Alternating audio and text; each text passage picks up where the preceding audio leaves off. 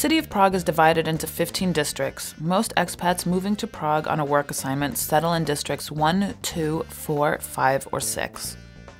Prague 1 is primarily made up of the historic city center. It offers European city living and easy access to cafes and shops, but is also the most popular district for tourists who crowd the streets year-round, particularly in the summer.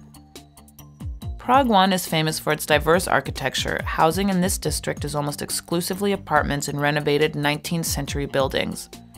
It is important to keep in mind that access to parking in Prague 1 is extremely limited. Be sure to confirm with your Move 1 consultant if you intend to keep a car in the city. Because Prague 2 offers easy access to the historic center and all the benefits of city life without the tourist crowds, it is the first choice for most expats hoping to live in the center. Again, housing options are primarily renovated 19th century buildings. I think it's a wonderful perk to be able to live in the center of town and be so close to things.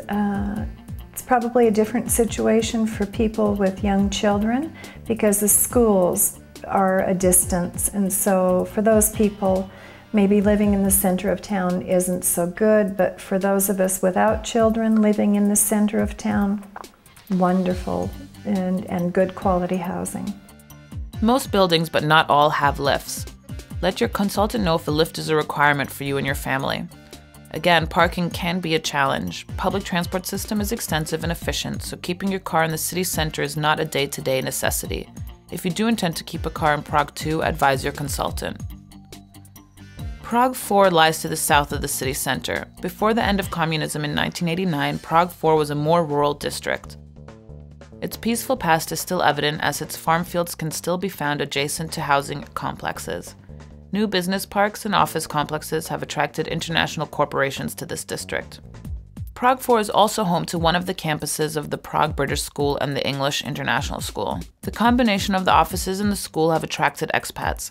Housing in this district is primarily freestanding houses, many of which are recently built. The red subway line provides easy access from Prague 4 to the city center. Across the river, Prague 6 is a hilly green suburb. Apartments are available in Prague 6, but the most expat standard properties here are freestanding houses. The International School of Prague is also found in Prague 6. This district is a bit further from the center, so commute times need to be taken into consideration when selecting a property. Your Move 1 consultant can advise you on driving times from a particular property to your office. Prague 5 is home to the German school and is becoming more popular with expats. Located on the riverbank, Prague 5 offers city living with apartments, shops, and cafes. As you move away from the river, the district becomes more suburban.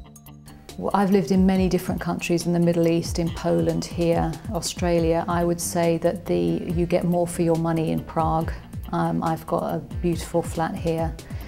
In Poland it was much smaller, in the Middle East it was even smaller. In London I have 2 flats that I own, and the price for the mortgage is much, much higher there than it is here. So I think value for money is superb here.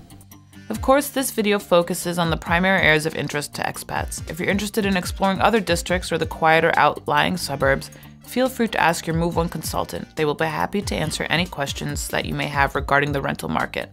We look forward to helping you find a new home in Prague.